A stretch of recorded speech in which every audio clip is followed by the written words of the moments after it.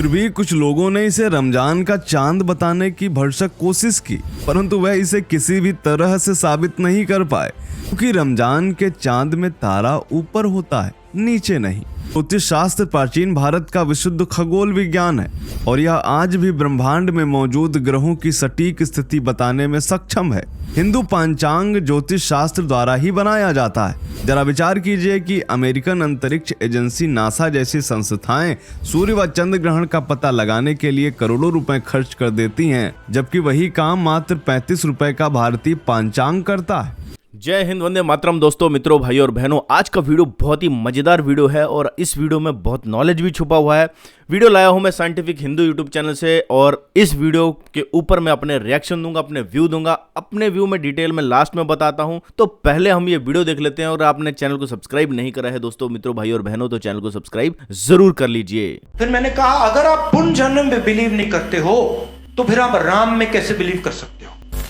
जो लोग कहते थे कि हिंदू देवी देवता काल्पनिक हैं, आजकल उनके पिछवाड़े दहक रहे हैं। जो कल तक एक वर्ग विशेष के अघोषित ठेकेदार थे, आजकल वो मंदिर मंदिर घूम रहे हैं और फिर भी उन्हें आराम नहीं मिल रहा है, क्योंकि अब उनके पापों का घड़ा पूरी तरह भर चुका है। उगते हुए सूरज को बादल कुछ देर के लिए ढक जरूर सकते हैं, परंतु हमेशा के लिए वह अंधेरा कायम नहीं रख सकते। ना ही वह सूर्य को चमकने से रोक सकते हैं। गहन काली रात अब हटने को है और हिंदुत्व का भगवा सूरज धीरे धीरे उदय हो रहा है। गुलामी के बादलों का नामो निशान मिट रहा है। ऐसा लग रहा है कि राम राज्य अब आने वाला है, क्योंकि आसुरी शक्तियां परास्त हो रही हैं और देव शक्तियां उभर उभर कर सामने आ रही। अब तो प्रकृति भी राम राज्य का संकेत दे रही है। जो लोग माँ को माँ नहीं मानते, बहन को बहन नहीं मानते, अब तो प्रकृति भी उन्हें सावधान कर रही है। ऐसा लग रहा है जैसे प्रकृति माता कह रही हैं कि मेरे अस्तित्व को नकारने वाले अधर्मियों, अब सावधान हो जाओ और अधर्म के रास्ते को त्याग दो, अन्यथा तुम्हारा विनाश निश्चित है।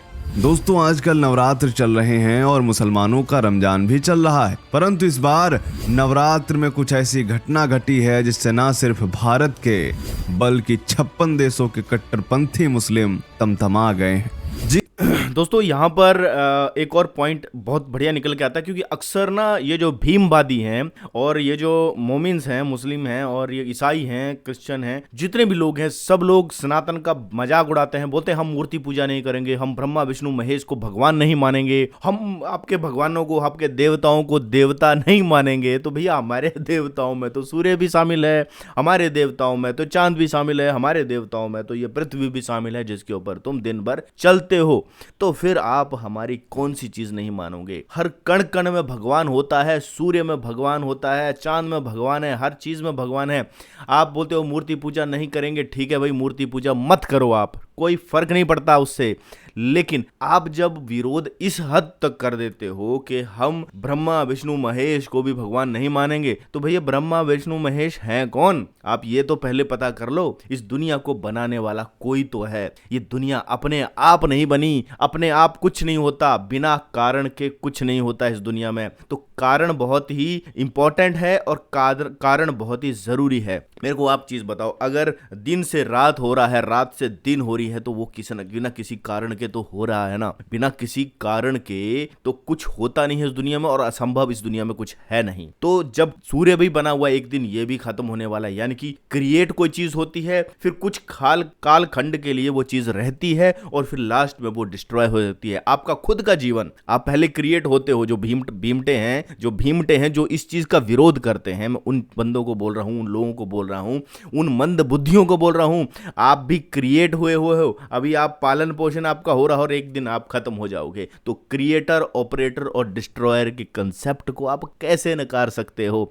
अगर आप नकार रहे हो तो यानी कि आप वाकई में मंदबुद्धि हो। जी हाँ दोस्तों, आज का वीडियो पूरा ध्यान से देखिएगा, क्योंकि आज के वीडियो में हम सनातन धर्म के विज्ञान और अध्यात्म का तथ्यों के साथ ऐसा परिचय करवाएंगे जिससे यह स्वतः ही सिद्ध हो जाएगा कि केवल सनातन धर्म ही सत्य है, सनातन के अलावा बाकी सब असत्य है। स्वागत है एक बार फिर से आप सभी का द साइंटिफिक हिंदू पर और मैं हूं आपके साथ आपका दोस्त धीरेन्द्र। दोस्तों यह घटना तो वैसे शुक्रवार को घटी थी, लेकिन सोशल मीडिया पर इस खबर को लेकर इस कदर चर्चाएं हुई और आप लोगों के भी कमेंट्स आए कि इस घटना पर पूरा विश्लेषण आप लोग चाहते हैं, इसीलिए आज हम यह वीडियो आपके लिए लाए हैं। इस बार नवरात्र में एक नहीं बल्कि दो संयोग हुए। पहला संयोग यह है कि इस बार नवरात्र और रमजान एक ही दिन यानी 22 मार्च को शुरू हुए। प्रायः अभी तक यह थोड़ा आगे पीछे शुरू हुआ करते थे, परंतु इस बार यह संयोग ही है।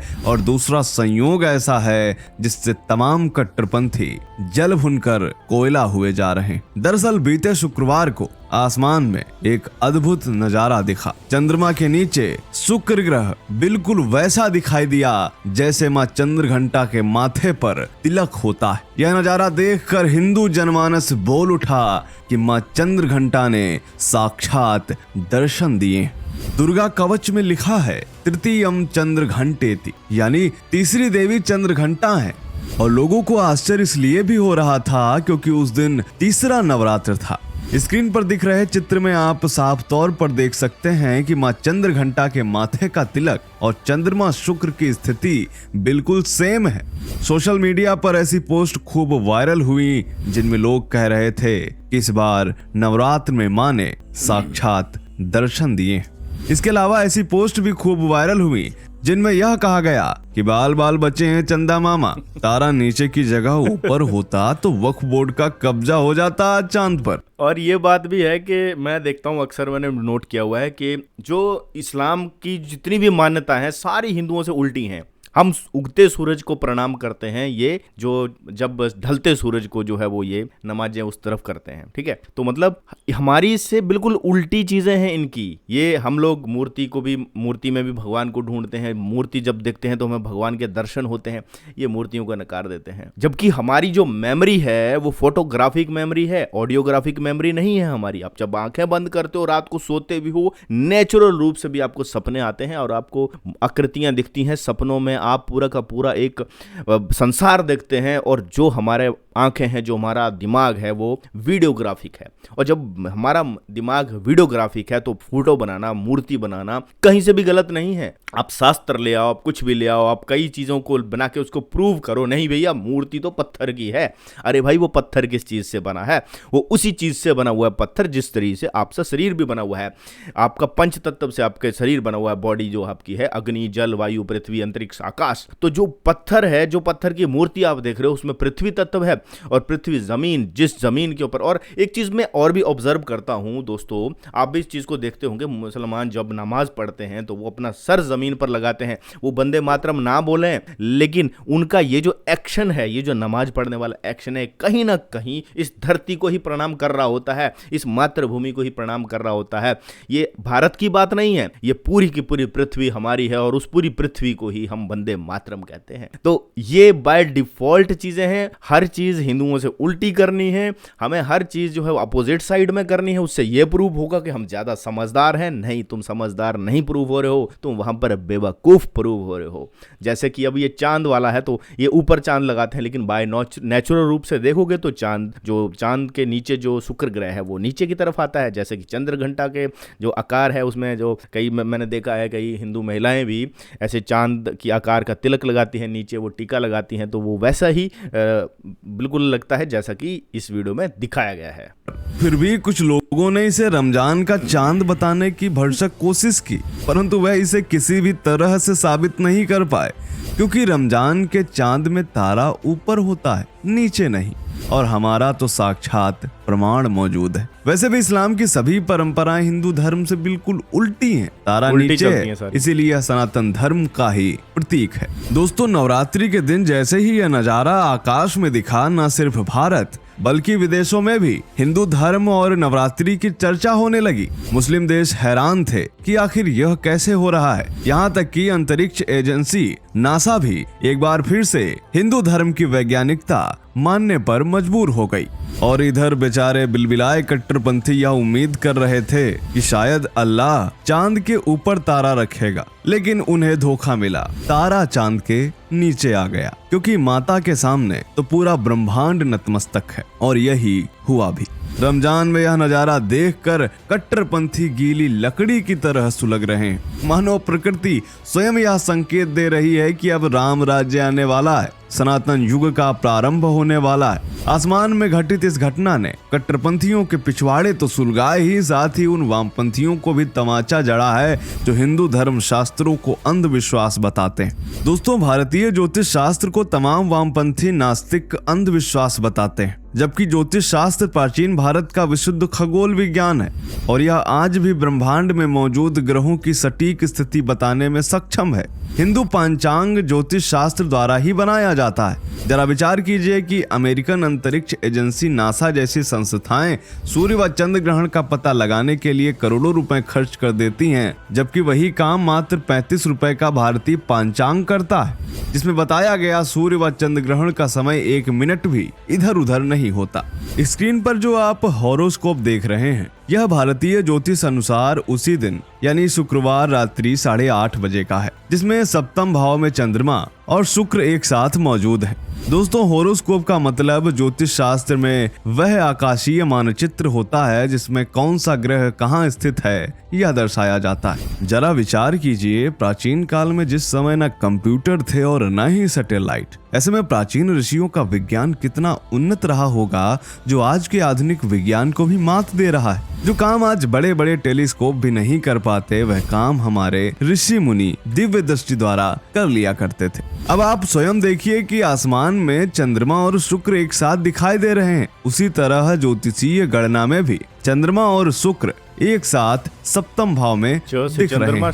एक वाक्य में कहें तो यह उन लोगों के मुंह पर जोरदार तमाचा है जो लोग ज्योतिष विज्ञान को अंधविश्वास कहते हैं। बीते शुक्रवार को जैसे ही यह नजारा आसमान में दिखा तो लोगों की खुशी का ठिकाना नहीं रहा। कई जगह पर माता चंद्र घंटा के जयकारे लगने लगे। इस दौरान लोगों ने इसके फोटो और वीडियो बना लिए। खगोल शास्त्रियों के अनुसार इस दौरान शुक्र ग्रह पृथ्वी से 18 करोड़ 52 लाख किलोमीटर दूर था तथा यह -3.98 मैग्नीट्यूड से चमक रहा था। वहीं चंद्रमा पृथ्वी से 3,79,000 किलोमीटर दूर था। इन दोनों में इतनी दूरी होने के बावजूद इनकी स्थिति इस प्रकार से थी कि पृथ्वी से देखने पर ऐसा लग रहा था जैसे मां चंद्र घंटा साक्षात दर्शन दे रही हो और कह रही हो कि अब सनातन युग का आरंभ होने वाला है। सनातन ही सत्य है और सनातन के अलावा बाकी सब असत्य है। उम्मीद करते हैं यह वीडियो आपको पसंद आया। तो दोस्तों, ये बात बिल्कुल सही है और जब मैंने भी थोड़ा सर्च किया गूगल पे तो नासा का मुझे पोस्ट दिखी और नासा की पोस्ट में ये भी देखिए लोगों ने पोस्ट करी हुई है। आप यहाँ पर इस पोस्ट में भी देख सकते हो,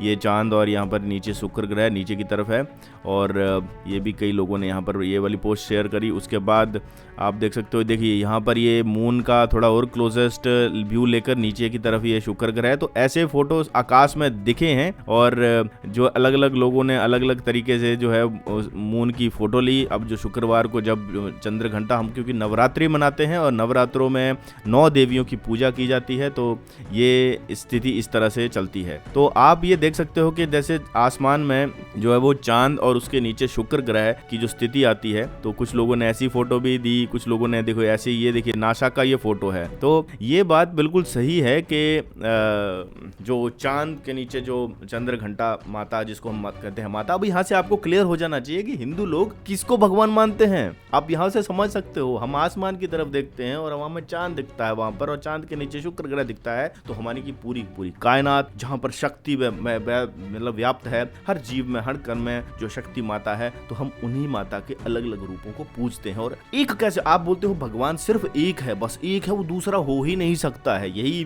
व्यू होता है इस्लामियों का कि दूसरा तो हो नहीं सकता। नित्य नाचते नाचते करते हैं, फिर वो वेदों से ले लेते हैं एक पिक एंड चेरी, है ना, चेरी पिकिंग वहां से करते हैं, लेकिन उनको एक्चुअल में पता नहीं है कि जो आप जो ले रहे हो ना रेफरेंस, वेदों को पूरा पढ़ो, वहां पर ऐसा कहीं नहीं लिखा है कि आपको जो है वो बहुत सारे देवताओं की पूजा नहीं, क्योंकि ये पूरा का पूरा एक सिस्टम है। हर चीज को एक काम दिया गया है। जैसे सूर्य है, सूर्य को हम देवता मानते हैं, उनको एक काम दिया हुआ है, चंद्र है उनको एक काम दिया हुआ है, शुक्र है उनको एक काम दिया हुआ है, सारे ग्रहों को अलग अलग काम दिया हुआ है। तो ये पूरा का पूरा जो काम दिया हुआ भी मान सकते हो और कर रहे हैं काम, ऐसा भी मान सकते हो। अब जितने भी चीजें हैं ये अपना अपना रोल प्ले कर रही होती हैं। तो हमारे अगर देवताओं की जो आप बोलते हो 33 कोटि, जैसे हम बोलते हैं 33 कोटि, आप तो करोड़ों में उसे ले जाते हो हिंदू धर्म का बदनाम करने के लिए, मजाक उड़ाने के लिए, तो आप तो कुछ भी बोलते हो, बोलने दो, हमें कोई फर्क पड़ता नहीं है। लेकिन उसकी सही चीज आपने कभी देखी है, कभी आपने उसको जानने की कोशिश करी है कि सही चीज क्या है? तो वहां पर जितने भी देवता हैं उनके अपने अपने रोल हैं, अपने अपने काम हैं, हर चीज का अपना एक काम है। एक सुप्रीम गॉड है, उसके नीचे देवता आते हैं, उनके नीचे जितने भी लोग आते हैं, हम जैसे लोग आते हैं। तो ये तो सेक्ट तो बने हुए हैं, ऊंच नीच जो है वो नेचुरल रूप से है, और ऊंचा और नीचा इंसान अपने कर्म से होता है। हर जो भी चीज है, चाहे वो कोई भी चीज है, आप अगर बोलोगे तो सूर्य की ज्यादा इंपॉर्टेंस है चांद से, चंद्रमा से, सूर्य की ज्यादा इंपॉर्टेंस है। सूर्य ज्यादा इंपॉर्टेंट है हमारे लिए। अगर धरती का चांद नहीं होता तो धरती स्टेबल नहीं होती। जैसे आज स्टेबल है हमारी धरती, वैसे स्टेबल नहीं होती। चांद की इंपॉर्टेंस है लेकिन उतनी इंपॉर्टेंस नहीं है जितनी हम चांद की इंपॉर्टेंस हो, चांद जितनी इंपॉर्टेंस जो है सूर्य की है। तो ऐसे करके हर लेयर बाय लेयर जो है इंपॉर्टेंस होती है। इसलिए जो हम जो देवताओं की पूजा करते हैं, हम अग्नि देव भी बोलते हैं और उसी अग्नि को हम माता भी बोलते हैं। अब समझो बात को, ये समझने की बात है कि आप किस रूप में देख रहे हो, किस गुण में देख रहे हो। परमात्मा जो है वो साकार रूप में आता है और गुण होते हैं परमात्मा में। बिना गुणों के तो वो निर्गुण भी होता है, लेकिन गुण नहीं होंगे ना तो फिर वो उसकी वैल्यू कम हो जाएगी। तो साकार रूप में जब आप किसी भी चीज को मानते हो तो उसमें गुण आते हैं, गुण डाले जाते हैं। और जब कहते हैं ईश्वर अवतार लेते हैं, देखिए जन्म से तो कोई भी हम नहीं बता सकते कि कौन अवतार है कौन नहीं है। अपने कर्म से ही वो फिर ऐसा काम कर देते हैं कि हमें लगता है अच्छा ये भगवान के अवतार थे। अब समझो बात समझने वाली है यहाँ पर। जब वो चीज हो जाती है, जब वो घटना घटती है, एक आदर्श जीवन श्री राम जी ने जिया, जब उन्होंने वो जीवन जिया तो लोगों ने आइडेंटिफाई किया कि ऐसा शख्स जो है नॉर्मली होता नहीं है। नॉर्मली समाज में ऐसे लोग बहुत ही कम होते हैं जो इतने आदर्शवादी होते हैं, नहीं होते हैं। समाज में आपको देखोगे तो इतने आदर्शवादी लोग आपको नहीं मिलेंगे। और जब आप बोलोगे हाँ भैया ये बंदा आदर्शवादी था, तो कुछ ना कुछ जरूर है कि ये जरूर कुछ ईश्वर का अवतार है। आप उसको रिलेट करते हो उन चीजों से, तो फिर वो लोग भगवान बन जाते हैं। भगवान भी ऐसा जो शब्द है ना भगवान, उसको समझने की जरूरत है। जो वामपंथी हैं, जितने भी जो लोग अपने आप को लिबरल कहते हैं, वैसे वो लिबरल है नहीं, लिबरल का मतलब कुछ और है। सनातन ही एक्चुअल में देखे जाए तो सनातन ही लिबरल है, बाकी कोई लिबरल नहीं है, कोई सेकुलर नहीं है इस दुनिया में सनातन के अलावा। क्रिश्चियन बोलते हैं क्रिश्चियन बन जाओ, मुस्लिम बोलते हैं इस्लाम फॉलो करो, इस मुसलमान बन जाओ, है ना। और बुद्धिस्ट तो और भी मूर्खता की हदें पार कर गए हैं आज के टाइम पे। उनसे बड़ा मूर्ख आज के समाज में नहीं है, ये मैं आपको बताऊं। उनसे बड़ा मूर्ख नहीं है। वो ऐसी चीजों को नकारते हैं जो कि चीजें मतलब नकारने वाली नहीं है। आप बोलते हो हम हिंदुओं के किसी भी देवता को नहीं मानेंगे, ऐसा बोला ना आपने बोला किसी भी देवता को नहीं मानेंगे। तो भैया हम तो जल को भी देवता मानते हैं, आपके अंदर जल है निकाल दो से बाहर। हम तो अग्नि को भी देवता मानते हैं, आपके अंदर अग्नि है निकाल दो से बाहर। मत मानो, मानने का मतलब क्या होता है, आप उसको अपने अंदर मत रहने दो ना। जो जीव है, हम बोलते हैं पंच तत्वों से जीव बने हैं, पंच तत्वों से, पृथ्वी अग्नि जल वायु अंतरिक्ष आकाश। ठीक है, अंतरिक्ष मतलब स्पेस, आपके अंदर स्पेस भी है। बिना स्पेस के तो इंसान के जीव का कुछ भी जीवित नहीं रहेगा। पृथ्वी तत्व है आपके अंदर, अग्नि तत्व है, जल तत्व है, वायु तत्व है। तो हम तो वायु को भी, अग्नि को भी, पानी को भी इनको देवता मानते हैं। तो निकाल दो इनको बाहर। है हिम्मत? हम तो सूर्य को देवता मानते हैं। आप सूर्य के ऊपर थूको मत, रिस्पेक्ट नहीं देनी है ना आपको। तो हिंदुओं के जितने भी देवता हैं उनको रिस्पेक्ट नहीं देनी है आपको। तो ये बेवकूफी है आपकी। और अगर हम रिस्पेक्ट देते हैं तो हम गलत नहीं करते। चैलेंज उन सब लोगों को है जो लोग हमारे धर्मशास्त्रों पे क्वेश्चन उठा लेते हैं, मनुस्मृति पे क्वेश्चन उठाते हैं। पहले क्या किया इन्होंने, कितनी चालाकी से खुद ही जो है वो मिलावटें कर दी, है ना, खुद ही मिलावट कर दी। और तो हमारे जो स्कॉलर हैं उन्होंने आइडेंटिफाई करी वो मिलावटें, और फिर उन मिलावटी श्लोकों को ही बता बता कर देखो जी ये सनातन धर्म की किताबों में ये चीज़। अब जब बौद्ध, उनकी जो बौद्ध भिक्षुओं की जो किताबें हैं, इनकी जो बौद्धों की किताबें हैं, आप उनको देखोगे तो वहाँ पर तो आपको भैया यहाँ तो फिर भी मिलावट है, वहाँ तो मिलावट नहीं है, वहाँ तो मिलावट नहीं है ना। पर वहाँ पर चीज़ें देखोगे तो वहाँ तो और भी बुरी चीज़ें लिखी। क्यों? यही होता है। देखो अब कुरान पढ़ लो, कुरान में भी बहुत सारी ऐसी चीज़ें हैं और इनके शास्त्रों में ऐसी चीज़ें मिलेंगी। तो ये कि इन्होंने क्या किया है, जो मुझे लग लगता है, और ये हुआ भी है कॉन्स्पिरेसी के थ्रू, कि इनको लगता है कि हमारी किताबों में तो लिखा हुआ भैया औरतें आधे दिमाग की होती हैं, सनातन धर्म की किताबों में तो मतलब स्त्रियों को पूजनीय माना गया है। हम जो है मतलब 9 दुर्गा की पूजा करते हैं, 9 दिन हमारे यहाँ सिर्फ देवी की पूजा होती है, हम कंजकों की पूजा करते हैं, छोटी बच्चियों की पूजा करते हैं। हमारे हिंदुओं में बहन भाई की आपस में शादियां नहीं होती है ना, पूरा का पूरा एक सिस्टम है। अब इनको लगता है कि यार इनका सिस्टम इतना बढ़िया कैसे हो सकता है, इनका सिस्टम इतना बढ़िया कैसे, चलो भैया कुछ ना कुछ कॉन्स्पिरेसी करते हैं और इनको नीचा दिखाते हैं। उसी नीचा दिखाने में इन्होंने हमारी किताबों में, हमारे शास्त्रों में ऐसा घोलमेल किया जिसको हमारे स्कॉलर्स ने आइडेंटिफाई भी कर लिया है। आज भी आप देखोगे ये वेदों के कुछ ऐसे रेफरेंसेस देते हैं, प्रूफ है इसका, पूरा का पूरा प्रूफ, ऐसे रेफरेंसेस देते हैं जो कि हमारे जो वैदिक स्क्रिप्चर साइट है उस पे है ही नहीं, जो हमारे पास वेदों की किताब है उसमें है ही नहीं। रामायण में ऐसे ऐसे मतलब जैसे 14 पे कोई चीज खत्म हो जा रही है, 13 पे कोई चीज खत्म हो जा रही है, तो ये बोलते हैं देखो 14-15 जो है ही नहीं उसमें। तो यहाँ से भी पता चलती है कॉन्स्पिरेसी, और कॉन्स्पिरेसी के सबूत जो है वो बहुत सारे हैं दोस्तों। और आज भी वेदों की जो मैन्युस्क्रिप्ट है हमें मिल जाएंगी, गुप्त रूप से रखी हुई हैं। बहुत से ऐसी संस्थाएं हैं हमारी जिन्होंने उसको अभी भी डिस्क्लोज नहीं करा है, क्योंकि हमारे जो नालंदा को जला दिया गया था, तक्षशिला को जला दिया गया था, तो वहां से फिर जो हमारे जो स्कॉलर थे, हिंदुओं के सनातनियों के जो स्कॉलर हैं, जो हमारे ऋषि मुनि थे, जो हमारे जो उस चीज को प्रिजर्व करने वाले लोग हैं, आज भी उन्होंने उन चीजों को जो है वो बहुत ही सेफली जगह रखा है, क्योंकि उन्हें पता है ये जो समाज है आज का, ये पूरा का पूरा इन वामपंथियों का है, इन लिब्राडुओं का है। ये कॉन्स्पिरेसी करके